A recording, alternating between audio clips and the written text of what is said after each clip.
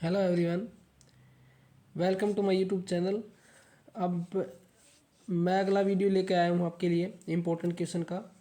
आपने पिछला वीडियो देख लिया होगा पार्ट 1। सेकंड पार्ट अब स्टार्ट करते हैं, पढ़ते हैं इम्पोर्टेंट क्वेश्चन का जो आपके एग्जाम में काफ़ी काम आएंगे। संतृप्त हाइड्रोकार्बन और असंतृप्त हाइड्रोकार्बन किसे कहते हैं? उदाहरण देकर समझाइए। ये क्वेश्चन कई बार एग्जाम में पूछा गया है। देखिए, संतृप्त हाइड्रोकार्बन और असंतृप्त हाइड्रोकार्बन क्या होता है, इसके बारे में स्टडी करते हैं। तो ये वे हाइड्रोकार्बन होते हैं जिनमें दो कार्बन के बीच में क्या होता है, एक कलाबंध होता है। कौन सा बंध होता है? एक कलाबंध होता है। दो कार्बन के बीच में एक कलाबंध होता है, ठीक है। वो क्या कहलाते हैं? संतृप्त हाइड्रोकार्बन। ये देखिए परिभाषा इसकी, ये इसका आपका फार्मूला, ठीक है। ये सूत्र उदाहरण सॉरी मीथेन इथेन, ठीक है। इनके बीच में कार्बन कार्बन के बीच में कौन सी बॉन्डिंग होगी? सिंगल बॉन्डिंग होगी, ठीक है। कार्बन कार्बन के बीच में क्या होती है? सिंगल बॉन्ड, मतलब एक कलाबंध होता है। जैसे मीथेन में बनाएंगे तो भी एक कलाबंध होगा और इथेन में बनाएंगे तो भी एक कलाबंध होगा, ठीक है। जैसे इसको लिख देते हैं यहाँ पे, मीथेन का फार्मूला क्या होता है? CH4, ठीक है। और इथेन का क्या होता है? C2H6। तो C2H6, तो ये देखिए आप, C2H6, 3 हाइड्रोजन इसके पास, 3 इसके पास, ठीक है। और कार्बन कार्बन के बीच में कौन सी बॉन्डिंग होगी? सिंगल। तो ये कौन सा हाइड्रोकार्बन कराएगा? संतृप्त। तो जितने भी अल्केन हैं, जितने भी अल्केन हैं वे सारे कौन से हाइड्रोकार्बन कहलाते हैं? संतृप्त हाइड्रोकार्बन कहलाते हैं, जितने भी अल्केन होते हैं, ठीक है। और अल्केन का सूत्र आपको पता ही है, CN। जितने भी क्वेश्चन हम डिटेल से डिस्कस करेंगे, जितने भी हैं वो क्वेश्चन डिटेल से डिस्कस करेंगे, ताकि उसमें से और भी क्वेश्चन आपको पता चल जाए कि ये भी पूछा जा सकता है। जैसे अल्केन का सूत्र क्या होता है? CnH2n+2। एन यहाँ पर नंबर ऑफ कार्बन होते हैं। मान लीजिए आपको अगर मीथेन पूछता है तो एन का मान कितना होगा? 1। इथेन पूछता है तो 2, इथ 2, प्रोप 3, ब्यूट 4, पेंट के लिए 5, हेक्स के लिए 6, ऐसे चलता रहता है। जैसे मान लीजिए मीथेन का पूछ लिया, ठीक है। तो ये इसका जनरल फार्मूला होता है अल्केन का, ठीक है। तो जितने भी अल्केन होते हैं वे सारे संतृप्त हाइड्रोकार्बन में आएंगे। मतलब इनमें कार्बन कार्बन के बीच में कौन सा बंध होता है? एक कलाबंध होता है। एक कलाबंध का मतलब सिंगल बॉन्ड होता है, ठीक है। एक एक इलेक्ट्रॉन ये शेयर करते हैं कार्बन कार्बन। असंतृप्त हाइड्रोकार्बन क्या होता है? जिसमें अब कौन से बच गए? दो दो कार्बन के बीच में या तो द्विआबंध हो या फिर त्रिआबंध हो, ठीक है। जैसे कि इथीन है, इथीन का फार्मूला क्या होगा? अल्कीन और अल्काइन। देखो, अल्केन आता है संतृप्त हाइड्रोकार्बन में और अल्कीन आता है, अल्काइन आता है असंतृप्त हाइड्रोकार्बन में। जैसे आप अल्कीन का सूत्र होता है C2H4, और इसकी बॉन्डिंग जैसे ही बनाएंगे, जैसे मैंने एग्जाम्पल भी लिया है, तो देखिए 2H, ये कार्बन कार्बन के बीच में कौन सा बॉन्ड आ रहा है? ये देखिए कौन सा बॉन्ड है? ये डबल बॉन्ड। तो इसका मतलब ये कौन सा आएगा? डबल आ जाए, ट्रिपल आ जाए, ठीक है। वो क्या कहलाता है? वो असंतृप्त हाइड्रोकार्बन कहलाता है। और इसमें कौन से आएंगे? अल्कीन और अल्काइन, ठीक है। अल्कीन का सूत्र क्या होता है? CnH2n, ठीक है। ये अल्कीन का सूत्र होता है। और अल्काइन का क्या होता है? CnH2n-2, ठीक है। ये अल्काइन का सूत्र होता है, ठीक है। ये आपके जो भी है असंतृप्त हाइड्रोकार्बन में आएंगे। अगला क्वेश्चन देखिए। देखिए अगला क्वेश्चन है मोस्ट इंपॉर्टेंट क्वेश्चन, ये भी एग्जाम में कई बार पूछा गया है। अम्लीय वर्षा किसे कहते हैं? इसके हानिकारक प्रभाव क्या है? अम्लीय वर्षा क्या होती है? जब वर्षा के जल का पीएच मान 5.6 से कम हो जाता है तो अम्लीय वर्षा कहलाती है। यह वायुमंडल में उपस्थित जो भी SO2 NO2 आदि जो भी, देखिए अम्लीय वर्षा के बारे में हम अच्छे से डिस्कस करते हैं। अम्लीय वर्षा बिल्कुल सिंपली आपको ऑटोमेटिक याद हो जाएगी, ये कोई ज़्यादा वो नहीं है अगर आप इसको समझ के करते हैं तो। मतलब देखिए, जब इसका पीएच मान क्या होता है? 5.6 से कम हो जाता है। आपको पता है जैसे 7 से कम होता जाएगा पीएच, एसिडिक जो अम्लीयता है वो बढ़ती जाती है। तो क्या होता है कि जब अपने वायुमंडल में जो उपस्थित है जो गैस हैं, और जब बरसात आती है, SO2 NO2 जो गैस हैं, जब बरसात आती है उनके साथ मिलकर क्या बनती है? अम्ल बनाती है। तो जैसे ही बरसात आएगी वो गैसें उनके साथ मिलेंगी और अम्ल बनाएंगी, ठीक है। जिससे अम्लीय वर्षा बनने का कारण होता है, जिससे अम्लीय वर्षा होती है, ठीक है। और जब आप अगर पेपर में आपसे पूछा जाता है कि मान लीजिए, आप सिंपली कह सकते हैं जब वर्षा के जल का पीएच मान कितना हो जाए? 5.6 से कम हो जाए, तो वह अम्लीय वर्षा कहलाती है। और वो कैसे होती है मैंने आपको बताया, अपने वायुमंडल में SO2 NO2 ये गैसें होती हैं, इनके साथ वर्षा का जल मिल जाता है और क्या बनाता है? अम्ल बनाते हैं। अब इसका हानिकारक प्रभाव क्या है? अभी देखिए बरसात होगी, अम्लीय बरसात होगी, तो वो जो समुद्रों में, नदियों में, तालाबों में गिरेगी तो जो जीव उस तालाब में, उस नदी में रह रहे हैं, उनका जीना मुश्किल हो जाएगा। मतलब कई बार तो क्या हो जाते हैं, वो जीव मर भी जाते हैं, तो मतलब मुश्किल हो जाता है। और दूसरी जो अपनी प्राकृतिक धरोहर है, जो अपनी प्राकृतिक धरोहर पुरानी इमारतें हैं, उनको भी नुकसान पहुंच रहा है अम्लीय वर्षा से। ठीक है, तो हम दो आराम से इसके पर हानिकारक प्रभाव बता सकते हैं। और अम्लीय वर्षा आपको मैंने बता दिया, जिसका पीएच मान कितना हो, जिस वर्षा के जल का पीएच का मान अगर 5 से कम हो जाता है तो हम कह सकते हैं कि ये अम्लीय वर्षा कहलाएगी। ठीक है, अगला क्वेश्चन देखिए। अगला क्वेश्चन क्या है, हाइड्रोजनीकरण क्या है, इसका औद्योगिक अनुप्रयोग क्या है। ये क्वेश्चन भी बहुत बार एग्जाम में पूछा गया है। देखिए हाइड्रोजनीकरण क्या है, वैसे सिंपल, हाइड्रोजनीकरण से नाम से ही पता चल रहा है हाइड्रोजन का जुड़ना। हाइड्रोजन का जुड़ना किसी भी, मतलब आप किसी में जुड़ेगा, हाइड्रोजनीकरण का मतलब तो यही हो गया, ऐसे नाम से ही पता चल रहा है। क्या होता है, देखिए हाइड्रोजनीकरण में क्या होता है, असंतृप्त हाइड्रोकार्बन संतृप्त हाइड्रोकार्बन में चेंज होता है। असंतृप्त हाइड्रोकार्बन में हम भी पढ़ा हमने, डबल बॉन्ड होते हैं। ठीक है, और वो किस में चेंज होता है, संतृप्त हाइड्रोकार्बन में क्या होता है, वो चेंज होता है। ठीक है, तो अगर आपको पता है किसी न किसी कैटालिस्ट की उपस्थिति में होगा, उत्प्रेरक की उपस्थिति में होगा, वो उत्प्रेरक कौन सा होता है, वो उत्प्रेरक होता है निकेल। ठीक है, की उपस्थिति में संतृप्त हाइड्रोकार्बन में बदलना क्या कहलाता है, हाइड्रोजनीकरण कहलाता है। असंतृप्त, देखिए ये ठीक कर लेना थोड़ा सा, है असंतृप्त हाइड्रोकार्बन से असंतृप्त, अब यहाँ पे लिखना है असंतृप्त हाइड्रोकार्बन, तो इसको करेक्ट कर लेना थोड़ा सा। देखिए क्या है कि असंतृप्त हाइड्रोकार्बन में क्या होता है, हाइड्रोजन से हाइड्रोजन जुड़ेगा उसमें, और किसकी उत्प्रेरक में, निकेल उत्प्रेरक की उपस्थिति में। ठीक है, और किस में बदल जाता है, संतृप्त हाइड्रोकार्बन में। जैसे, और जो इसका जो औद्योगिक अनुप्रयोग है, उद्योगों में क्या होता है, वनस्पति तेल को वनस्पति घी में बदला जाता है। ठीक है, तो ये हो गया वनस्पति तेल और ये हो गया वनस्पति घी। देखिए इसमें क्या हो गया, डबल बॉन्ड था, ये कौन सा हाइड्रोकार्बन है बताइए, अभी बताया था मैंने, असंतृप्त डबल बॉन्ड वाला, मतलब द्विआबंध है। और इसमें जैसे ही इसमें अगर हम हाइड्रोजन जोड़ते हैं तो ये दोनों डबल बॉन्ड यहाँ टूट जाएगा, और ये देखिए दो एच यहाँ जुड़ गए। ये जो आर है यहाँ पर, ये आर लगा हुआ है, ये क्या है, ये एक अल्काइल ग्रुप है। ठीक है, ये अल्काइल ग्रुप है। जैसे मान लो यहाँ मिथाइल मिल गया, इल्काइल कुछ भी हो सकता है, जनरली फार्मूला लिख रखा है ये। ठीक है, ये जनरल फार्मूला, यहाँ पर आर की जगह इथाइल मिथाइल कुछ भी हो सकता है। ठीक है, वो तो ये क्या हुआ कि यहाँ पर देखिए असंतृप्त किस में बदल गया, संतृप्त में, किसकी उपस्थिति में, निकेल की। और क्या जुड़ा उसमें, हाइड्रोजन। यही तो पढ़ा हमने, असंतृप्त हाइड्रोकार्बन का हाइड्रोजन जुड़कर क्या करता है, निकेल उत्प्रेरक की उपस्थिति में संतृप्त हाइड्रोकार्बन में बदलना क्या कहलाता है। ये दो एच यहाँ जुड़ गए, और जैसे ही दो एच यहाँ जोड़ेंगे तो सीधी सी बात, ये वाला डबल बॉन्ड यहाँ पे सिंगल में चेंज हो जाएगा। ठीक है, आर वाले चारों यहाँ पर है। ठीक है, क्लियर। तो इस तरह से असंतृप्त हाइड्रोकार्बन को संतृप्त हाइड्रोकार्बन में बदलना निकेल उत्प्रेरक की उपस्थिति में हमारा हाइड्रोजनीकरण कहलाता है।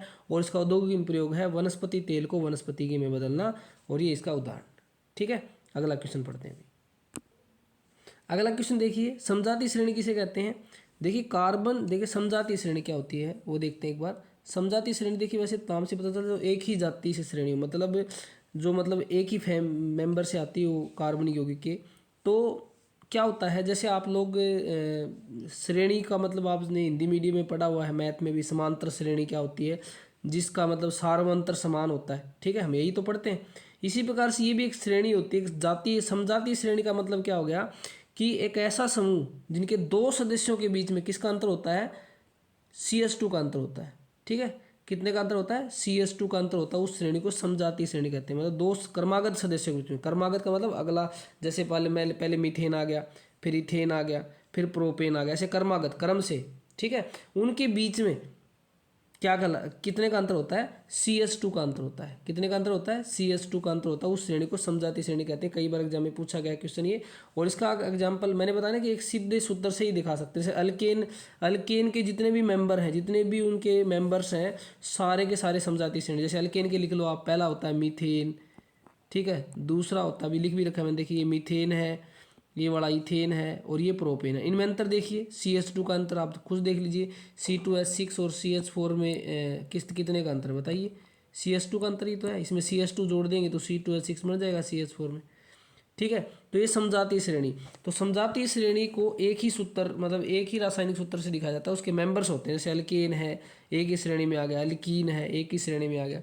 ठीक है, तो आप समजातीय श्रेणी का मतलब क्या हो गया, दो क्रमागत सदस्यों के बीच में। ये इंपॉर्टेंट पॉइंट है, क्योंकि अब दो क्रमागत सदस्यों के बीच में कितने का अंतर होता है, CH2 का अंतर होता है। तो ये मैंने आपको बताया कि यौगिकों की जो भी इनकी संरचनाएं हुई, समजातीय श्रेणी के यौगिकों की जो संरचनाएं होती हैं, और रासायनिक गुणधर्म क्या होता है, एक जैसा होता है, समरूप होते हैं। ठीक है। एक इम्पोर्टेंट पॉइंट और ये भी है, इनके परमाणु द्रव्यमान के बीच में कितने का अंतर होगा। द्रव्यमान के हिसाब से देखें तो देखिए कार्बन का होता है 12 और इसका हो गया 2, कितना हो गया टोटल 14 हो गया। ठीक है, 12 और 2 हाइड्रोजन, एक हाइड्रोजन का, लेकिन हाइड्रोजन कितने हैं 2, CH2 का अंतर बोला ना इसने, कार्बन का 12 और 2 14, तो 14U का भी अंतर होता है। अगर हम परमाणु द्रव्यमान के हिसाब से देखें तो उनके प्रत्येक के बीच में 14U का अंतर होता है। इस तरह से भी देख सकते हैं इसको। ठीक है, जैसे आप ये लगाओ, मीथेन का कितना होता है 16, मीथेन का 16 और इसका कितना होगा 12 दूनी 24, 24 और 6 कितना हो गया 30, 24 और 6 कितना हो गया 30 हो गया। अब देखिए कितने का अंतर है, 14 का अंतर आ रहा है। ठीक है, 14 का अंतर आ रहा है। तो सीधी सी बात है कि मतलब इनके परमाणु द्रव्यमान में अंतर 14 का होता है। और अगर लेकिन एग्जैक्ट डेफिनेशन यही रहेगी कि दो क्रमागत सदस्यों के बीच CH2 का अंतर होता है, उस श्रेणी को समझाती श्रेणी कहते हैं। और एक ही जर्नल जो सामान्य सूत्र से इसको रिप्रेजेंट किया जाता है, दिखाया जाता है। एक जब समझ, जैसे अल्केन है, अल्केन के जितने भी मेंबर हैं वे सारे समझाती श्रेणी के हो गए, वो उसकी एक खुद की मेंबर्स हो गए ना। अल्कीन है वैसे ही अल्काइन है। ठीक है, इस प्रकार से आप इसके उदाहरण ले सकते हैं। और यौगिकों की संरचना और रासायनिक गुण समरूप होते हैं और इसका जो परमाणु द्रव्यमान का होता है वो 14U अंतर होता है। ठीक है, अब अगला क्वेश्चन डिस्कस करते हैं। अगला क्वेश्चन देखिए, एस्टरिफिकेशन अभिक्रिया किसे कहते हैं। मोस्ट इंपॉर्टेंट क्वेश्चन है, समीकरण द्वारा बताएं। एस्टरिफिकेशन अभिक्रिया क्या होती है, ये देखिए, जब एस्टिक अम्ल, जब देखिए क्या होता है, कोई भी कार्बोक्सिलिक अम्ल होता है, कार्बोक्सिलिक अम्ल होता है जब किसी अल्कोहल के साथ अभिक्रिया करता है। देखिए एसिटिक अम्ल ही कार्बोक्सिलिक अम्ल होता है, ये भी कार्बोक्सिलिक अम्ल ही होता है। आपने पढ़ा होगा एसिटिक अम्ल को, कॉमन नेम है ये CH3COOH। ठीक है, कार्बोक्सिलिक अम्ल ही तो है। ठीक है, ये क्या होता है, अल्कोहल के बीच की अभिक्रिया, अल्कोहल के साथ अभिक्रिया करवाते हैं किसकी, एसिटिक अम्ल की। एसिटिक अम्ल मतलब कोई कार्बोक्सिलिक अम्ल है। देखिए ये क्या होता है, कार्बोक्सिलिक अम्ल। ठीक है, अल्कोहल के साथ इसकी अभिक्रिया करवाते हैं और अल्कोहल के साथ अभिक्रिया करवाते हैं और क्या होता है, किसकी उपस्थिति में, सल्फ्यूरिक अम्ल की उपस्थिति में एस्टर का निर्माण होता है। ठीक है, इस अभिक्रिया को एस्टीकरण अभिक्रिया कहते हैं। तो बिल्कुल आसान है, देखिए बिल्कुल समझ के करेंगे तो क्या होता है, देखिए एसिटिक अम्ल और अल्कोहल, ठीक है, इनके साथ सांद्र सल्फ्यूरिक अम्ल के साथ एस्टर का निर्माण होता है। ठीक है, इनमें एस्टर का निर्माण होगा, इस अभिक्रिया को एस्टरिफिकेशन कहते हैं। और किसकी उपस्थिति में होता है, देखिए सल्फ्यूरिक अम्ल, सांद्रित सल्फ्यूरिक अम्ल की उपस्थिति में। ठीक है, अब इसकी रिएक्शन पढ़ेंगे, पहले ये लिखेंगे आप अच्छी तरह से, फिर आप अगला जो अभिक्रिया है वो लिखेंगे। तो एसिटिक अम्ल का मैंने अभी सूत्र बताया आपको, क्या होता है CH3COO है, जिसको आप इथेनोइक अम्ल बोलते हैं, वही एसिटिक अम्ल होता है, कॉमन नेम होता है इसका एसिटिक अम्ल। और इथेनोइक अम्ल जो होता है वो होता है उसका IPSC नेम। ठीक है, इसको हम किसी भी अल्कोहल से अभिक्रिया करवाते हैं, कार्बोक्सिलिक अम्ल का कोई भी, मतलब आप एसिटिक अम्ल है या फिर और भी ले सकते हैं, तो सल्फ्यूरिक अम्ल की उपस्थिति में तो वो एस्टर का निर्माण करते हैं। ठीक है, अभी अब इसकी रिएक्शन पढ़ते हैं। ये देखिए इसकी अभिक्रिया, ये इसकी अभिक्रिया है, उसका हमने परिभाषा पढ़ ली थी, मैंने क्या बताया था उसमें, देखिए आप खुद देखिए, एसिटिक अम्ल और इथाइल अल्कोहल। देखिए एसिटिक अम्ल है, ये कोई भी अल्कोहल, मैंने बताया ना C2H5OH है। और देखिए H2SO4 को डिहाइड्रेटिंग एजेंट बोला जाता है, मतलब जो पानी के मॉलिक्यूल, पानी के जो अणु है उसको रिमूव करेगा यहाँ से। तो क्या बनेगा, देखिए CH3CO C2H5। तो देखिए एक तो ये वाला H और इसका OH, ये देखिए H2O तो गया। ठीक है, ये होता है वाटर मॉलिक्यूल निकाल ले, ये वाला काम, इसका यही काम होता है, इसमें से वाटर मॉलिक्यूल जो जल के कण है वो निकाले, और बचा क्या, देखिए CH3COO C2H5। यही क्या कहलाता है, एस्टर का फार्मूला होता है, दिस इज द एस्टर। और इसी अभिक्रिया को क्या बोलते हैं, एस्टरिफिकेशन अभिक्रिया बोलते हैं। ठीक है, इंपॉर्टेंट अभिक्रिया है एग्जाम के लिए, आई थिंक समझ में आ गई होगी सभी को। फिर भी कोई दिक्कत रहती हो तो आप कमेंट सेक्शन में डाल सकते हैं, अपना जो भी आपकी प्रॉब्लम्स है वो डाल सकते हैं। कार्बन के दो महत्वपूर्ण गुणधर्म लिखिए। देखिए कार्बन के आपको दो इंपॉर्टेंट जो गुणधर्म है, कई प्रकार से क्वेश्चन पूछा जा सकता है एग्जाम में, इसी के आंसर एक ही रहता है। कई बार ऐसा आता है कि ऐसे दो कारण बताइए जिसे कार्बन की विशाल मात्रा है अपने आसपास में, या कार्बन के दो इम्पोर्टेंट महत्वपूर्ण गुणधर्म लिखिए। तो दो मोस्ट इम्पोर्टेंट जो होता है, पहला तो होता है श्रृंखलन, मतलब कार्बन के अंदर एक ऐसी अद्भुत अक्षमता होती है कि वह अन्य परमाणु के साथ, कार्बन अन्य परमाणु के साथ आबंध बनाने में, मतलब एक अद्वितीय अक्षमता होती है उसमें, बाकी परमाणु में नहीं होती। इतनी बड़ी संख्या में अणु बना सकता है, बहुत लंबी श्रृंखला बना सकता है। जैसे नाम से ही पता चला, श्रृंखलन जो गुण है, श्रृंखलन का मतलब क्या हो गया, श्रृंखला बनाने वाला, बहुत लंबी श्रृंखला बना सकता है ये अन्य परमाणुओं के साथ। तो पहला तो गुण होगा, इसको श्रृंखलन कहते हैं। तो पहला गुण तो ये होगा जिसके कारण इसकी विशाल मात्रा है, या इसका इंपॉर्टेंट गुणधर्म, दोनों क्वेश्चन पूछे जा सकते हैं किसी भी तरीके से। उसके बाद में आ सकती है इसकी संयोजकता कितनी होती है, 4। देखिए कार्बन की संयोजकता कितनी होती है आप सभी को पता भी होगा, एटॉमिक नंबर जो परमाणु संख्या होती है वो 6 होता है, 2 और 4।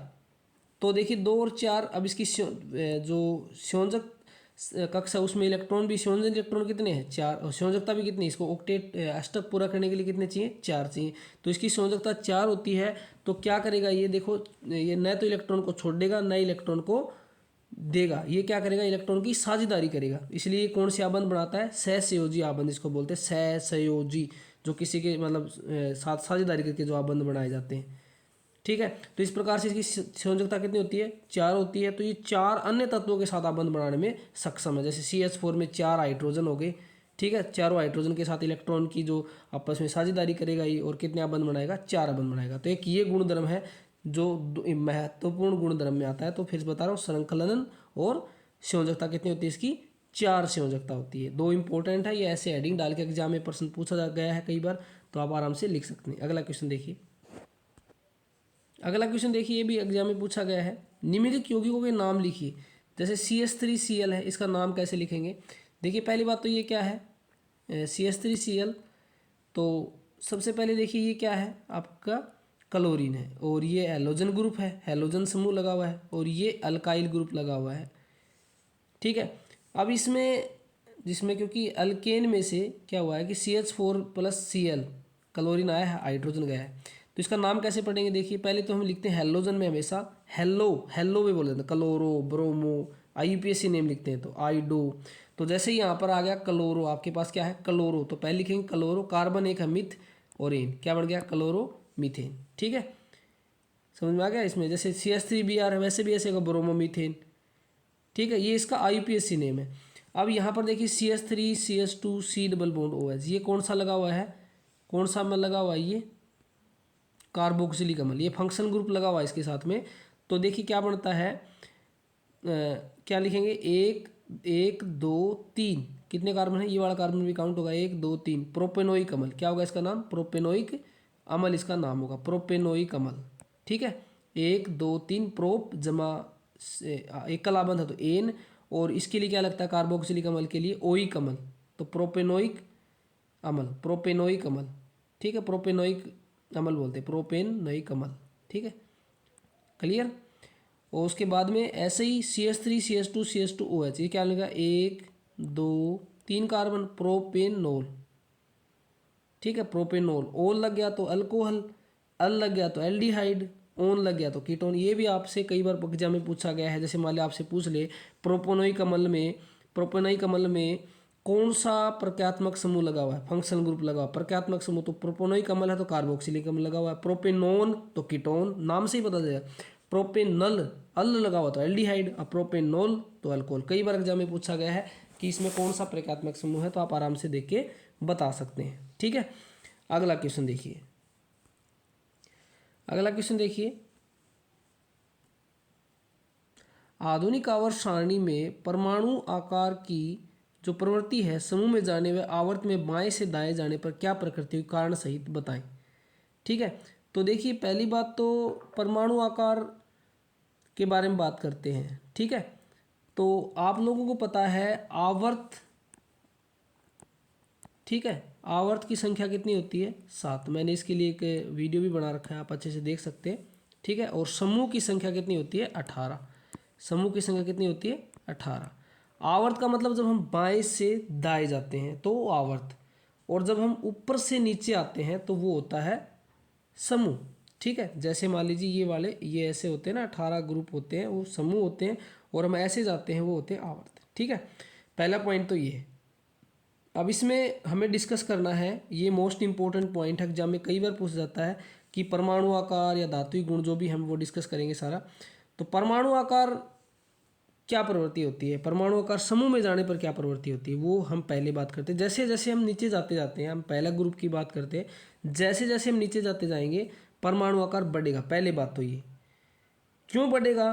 क्योंकि प्रत्येक जो है कक्ष में, जो प्रत्येक में चरण में, अगर हम जैसे मान लीजिए हम पहले ग्रुप की बात करें, है ली ना ने की रब से HLINAKRB ऐसे बढ़ता जाएगा ये, ठीक है, रब से फरियाद ऐसे वाले बढ़ता जाएगा। तो देखिए इसमें क्या होता है, एक इसमें दो, एक तो दो सेल हो गए, इसमें 3 सेल मिलेंगे आपको कक्ष, 4 कक्ष मिलेंगे, इसमें 5, इस तरह से कक्षों की संख्या बढ़ती जा रही है। तो आप देखिए जैसे जैसे कक्षों की संख्या बढ़ती जाएगी तो न्यूक्लियस से इलेक्ट्रॉन दूर होता जाएगा, मतलब उसका आकार क्या होता जाएगा, बढ़ता जाएगा। तो अगर आपसे पूछा जाता है कि समूह के अनुसार परमाणु आकार बढ़ता है, कारण बिल्कुल सिंपल है, क्योंकि कक्षों की संख्या बढ़ती है। आप कह सकते हैं कोषों की संख्या बढ़ती है, कोष कह सकते हैं, कोष बोलते हैं हिंदी में इसको, कोषों की संख्या बढ़ती है। और जैसे मान लीजिए हम नीचे जाते जाते हैं तो कोषों की संख्या बढ़ने के कारण जो इलेक्ट्रॉन है वो न्यूक्लियस से दूर होता जाएगा और वो क्या होता जाएगा, आकार उसका क्या होता जाएगा, बढ़ता जाएगा। कारण वही है कि कक्षों की संख्या, कोषों की संख्या बढ़ रही है। ठीक है, अब बात आती है कि जब हम परमाणु आकार की बात करें, जब बाएं से दाएं की बात करें, तो बाएं से दाएं में परमाणु आकार घटता है। जब हम आवर्त के अनुसार जाते हैं तो वो घटेगा। उसका क्या कारण होता है, उसमें हम ये कारण नहीं ले सकते कि कोषों की संख्या बढ़ रही है, क्योंकि जब बाएं से दाएं जाते हैं तो कोष घटते भी नहीं है, बढ़ते भी नहीं है। जैसे आप मान लीजिए बाएं से दाएं जाएंगे तो कोई भी कोष लेंगे, उसमें मान लीजिए ऐसे आएगा 2 1, अगले में जुड़ता जाएगा बस 2 2 2 3 2 4 2 5, मतलब कोष तो 2 ही हैं। ठीक है, के और एल मान लीजिए कोष, जिनको कक्ष बोलते हैं, के कक्ष या इंग्लिश में सेल बोलते हैं, के एल, इस तरह से। तो इसमें आप कोषों का रीजन नहीं दे सकते, लेकिन आप प्रत्येक में देखिए 2 1 2 2 2 3 2 4 2 5, ऐसे इलेक्ट्रॉन की संख्या बढ़ रही है। इलेक्ट्रॉन की संख्या बढ़ेगी ना तो जो नाभिकीय आवेश है वो बढ़ेगा। अब नाभिकीय आवेश बढ़ेगा मतलब नाभिक, जो इसको हम न्यूक्लियस बोलते हैं, नाभिक बोलते हैं, वो इलेक्ट्रॉन को अपनी तरफ खींचेगा। इसका मतलब वो आवेश बढ़ेगा, उसका प्रभाव बढ़ेगा, तो अपनी तरफ खींचेगा। तो देखिए आकार क्या होगा, सीधी सी बात है, इलेक्ट्रॉन को अपनी तरफ खींचेगा तो आकार और कम होता जाएगा, तो परमाणु आकार क्या होगा, घटेगा। ठीक है, तो ये रीज़न आप दे सकते हैं। अब बात आती है कि अब आपको मैं सीधा ही बता रहा हूँ सारा पॉइंट, कि परमाणु आकार से ही हम धातु वाला देख लेते हैं। परमाणु आकार का आई थिंक समझ में आ गया होगा। धातु वाला पूछे आपसे कि भाई धातु का धात्विक गुण क्या होगा, जब हम समूह में जाएंगे धात्विक गुण क्या होगा। देखिए सारा परमाणु आकार के ऊपर है, बिल्कुल सिंपल है, बिल्कुल कुछ भी रटने का नहीं, अपनी लैंग्वेज में इसको लिख सकते हैं आप बिल्कुल। ठीक है, सारा परमाणु आकार का आपको पता है कि अभी हमने डिस्कस किया क्या होता है कि जब हम समूह के अनुसार मतलब ऊपर से नीचे जाते हैं तो परमाणु आकार बढ़ता है। अब सीधी सी बात है, धातु का मतलब क्या होता है, जो इलेक्ट्रॉन छोड़ेगी, जो इलेक्ट्रॉन आसानी से छोड़ देती है वही धातु होती है। सोडियम अपना 1 इलेक्ट्रॉन छोड़ देगा। तो आप ये देखिए जैसे जैसे हम नीचे जा रहे हैं परमाणु आकार बढ़ रहा है, परमाणु आकार बढ़ रहा है तो नाभिक से इलेक्ट्रॉन की दूर होता जा रहा है, मतलब वो इलेक्ट्रॉन छोड़ना आसान है इलेक्ट्रॉन लेने की बजाय। तो इलेक्ट्रॉन छोड़ना आसान है तो कौन सा गुण बढ़ेगा, धात्विक गुण बढ़ेगा। ठीक है, क्योंकि इलेक्ट्रॉन छोड़ना आसान है तो सीधी सी बात है धात्विक गुण बढ़ता है। इसलिए हम कह सकते हैं कि परमाणु आकार बढ़ता जाएगा, इलेक्ट्रॉन नाभिक से दूर होता जाएगा और इलेक्ट्रॉन वहाँ पर किसी भी तत्व के लिए इलेक्ट्रॉन छोड़ना आसान होगा, मतलब छोड़ सकता आसानी से, तो इसका मतलब वो कौन सा गुणधर्म हो गया उसका, धात्विक गुणधर्म। तो अधात्विक क्या होगा, परमाणु आवर्त के अनुसार, इसके समूह के अनुसार ऊपर से नीचे घटेगा, धातु बढ़ रहा है तो अधात्विक घटेगा। लेकिन जब हम बाएं से दाएं की बात करें तो वहां पर क्या होता है, धात्विक गुण घटता है। उसका रीजन सेम है, आपको पता है, क्योंकि हमें पता है परमाणु आकार घट रहा है, क्योंकि हमने पढ़ा अभी दाएं से बाएं, परमाणु आकार घट रहा है। परमाणु आकार घटेगा तो धात्विक गुण क्या होगा, परमाणु आकार घटेगा, धात्विक गुण क्या होगा, धात्विक गुण भी घटेगा, क्योंकि इलेक्ट्रॉन जो नाभिक है इलेक्ट्रॉन को अपनी तरफ खींच रहा है, अपनी तरफ खींच रहा है। इसका मतलब इलेक्ट्रॉन छोड़ने की क्षमता घट रही है, इलेक्ट्रॉन लेने की क्षमता बढ़ रही है। इलेक्ट्रॉन को खींच रहा है अपनी तरफ, इलेक्ट्रॉन खींच रहा है, इसका मतलब क्या हुआ कि इलेक्ट्रॉन को छोड़ने की क्षमता वहाँ घट रही है, इलेक्ट्रॉन को लेने की क्षमता बढ़ रही है। तो सीधी सी बात है धात्विक गुणधर्म घटेगा। ठीक है, एट लास्ट मैं एक बात बता देता हूँ, मतलब हमने यहाँ से एक कंक्लूजन निकाल लिया कि जो धात्विक गुणधर्म है वो परमाणु आकार के सीधा सीधा समानुपाती होता है। परमाणु आकार बढ़ेगा तो धात्विक गुणधर्म बढ़ेगा, परमाणु आकार घटेगा तो धात्विक गुणधर्म घटेगा। ठीक है, तो आप ये दोनों क्वेश्चन मोस्ट इंपॉर्टेंट है जो एग्जाम में कई बार पूछे गए हैं। ठीक है, अब अगला क्वेश्चन करते हैं।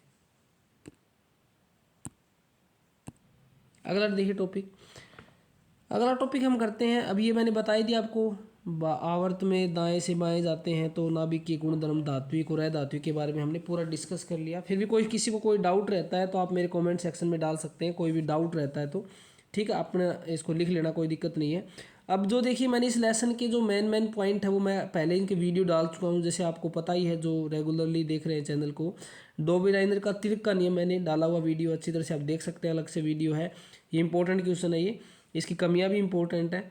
न्यूलैंड का अष्टक का नियम भी डाल चुके हैं, इसकी कमियां भी, और आधुनिक आवर्त सारणी और मेंडलीव की आवर्त सारणी के अंदर जो अंतर है वो भी मैं डाल चुका हूँ, ठीक है, वो भी मैंने वीडियो डाला हुआ है, तो आप कृपया करके वो वीडियो ज़रूर देखें, क्योंकि वहाँ से एग्जाम में क्वेश्चन बहुत बार पूछा जाता है और ये मोस्ट इंपॉर्टेंट क्वेश्चन है।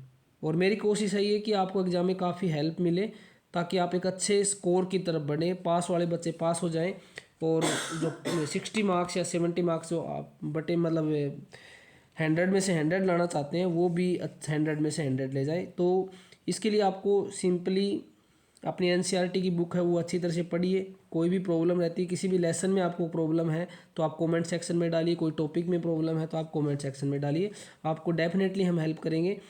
और जिन बच्चों को इसकी ज़रूरत है तो कृपया करके उनको ये शेयर करिए, ताकि उनको फ़ायदा हो और एग्ज़ाम में वो अच्छे नंबर लेकर पास हो, ठीक है। तो ये हमने अभी केमिस्ट्री का डाला है, फिजिक्स का भी डालेंगे, बायो का भी डालेंगे, जल्दी डालेंगे, जैसे कल एक वीडियो और आ जाएगा आपका। लेकिन जब तक इसको अच्छी तरह से देखिए, तो आज जो हमने डिस्कस किया उसके साथ साथ में नोट्स बनाइए, अगर मान लीजिए कोई कहीं पर कोई कमी है तो वो बताइए ज़रूर, ठीक है। अब धन्यवाद आपका। देखिए मैं एक दो क्वेश्चन और बताता हूँ जो कई बार इस लेसन से पूछे जाते हैं। जैसे मान लीजिए आपसे प्रश्न पूछा गया, जैसे वो तो मैंने बता दिया कि छोटे छोटे क्वेश्चन पूछ जाते हैं, आधुनिक आवर्त सारणी में आवर्त की संख्या बताइए, समूह की संख्या बताइए, मैं इसके बारे में डिटेल से आपको बता चुका हूँ, ठीक है। मान लीजिए कई बार आपसे प्रश्न पूछा जाता है, मान लीजिए आपसे प्रश्न पूछा गया ऐसे कि मान लीजिए एक उस तत्व का नाम बताइए जिसके पहले सेल के अंदर, पहले कक्ष के अंदर दूसरे कक्ष में जो इलेक्ट्रॉन है वो दुगने हैं, पहले से 2 कक्ष हैं उसमें और पहले में जो इलेक्ट्रॉन है वो दुगने हैं। तो देखिए के में कितने होते हैं, 2, उस तत्व का नाम लिखना है आपको। ऐसा क्वेश्चन भी पूछा जाता है आपसे, तो उस तत्व का नाम कैसे लिखेंगे आप देखिए, मान लीजिए पहले में तो 2 ही होते हैं और दूसरे में उसे दुगने बताएं, बिल्कुल आसान, ऐसे क्वेश्चन पूछा जाता है कई बार। तो 2 और 4 कितने हो गए, 6। और ऐसा आप लोग एक लेसन पूरी तरह से इसके बारे में डिटेल से पढ़ते हैं, उस तत्व का परमाणु क्रमांक कितना है, 6 है, और वो तत्व कौन सा है, कार्बन, ठीक है। ये भी देख सकते हैं आराम से, ठीक है। और कई बार ऐसे पूछा जाता है कि मान लीजिए 3 कक्ष हैं और तीसरे कक्ष में 2 इलेक्ट्रॉन है, तो 3 कक्ष 3 बना लो, K L M, तो पहले में 2, दूसरे में 8 होते हैं, इतने ही होते हैं, और तीसरे में कितने बताए उसने, 2, तो परमाणु संख्या कितनी होगी, 2 और 8 10 और 2 12, ठीक है। तो 12 किसका होता है, मैग्नीशियम का, ठीक है। ये भी आराम से देख सकते हैं आप, ऐसा क्वेश्चन पूछा जाता है एग्जाम में, ये भी एक बार कई बार इस तरह के क्वेश्चन एग्जाम में बहुत आते हैं, ठीक है। थोड़ा सा बिल्कुल इजी टाइप से क्वेश्चन है। जैसे मान लीजिए आपसे पूछ लिया 2 सेल हैं, 2 कक्ष है मान लीजिए, और 2 कक्ष और दूसरे में 1 इलेक्ट्रॉन है, पहले में 2 और 1 लिथियम हो गया, ठीक है। कोई भी क्वेश्चन आपसे पूछ सकता है एग्जाम में ऐसे, ठीक है। अब इसके अंदर आवर्त की संख्या, समूह की संख्या हमने पढ़ ली, ठीक है। और मैंने आपको धात्विक गुणधर्म और अधात्विक गुणधर्म के बारे में भी बता दिया, ठीक है। मान लीजिए अगर आपको पूछे कि मान लीजिए किसी का सूत्र, एक ऐसा एनसीईआरटी क्वेश्चन है, MCl4 है, ठीक है, MCl4, ठीक है। तो इनमें से कौन सा कंपाउंड आएगा, ऑप्शन दे दिया जाए, तो वहाँ पर आपको सिलिकॉन दे रखा है, तो आपको इस तरह जो क्वेश्चन है, मान लीजिए सोडियम है, सोडियम क्लोराइड बनाएगा NaCl, जो पहला ग्रुप है, पहला ग्रुप जो है, जैसे मान लीजिए हेलिना ने की रब से फरियाद, ऐसे होता है, ठीक है। जो पहला ग्रुप है, ठीक है, वो उसमें उसका जो पहला ग्रुप है उसकी वैलेंसी कितनी होती है, वैलेंस इलेक्ट्रॉन, संयोजक इलेक्ट्रॉन और संयोजकता एक ही होती है, उसकी एक ही होती है।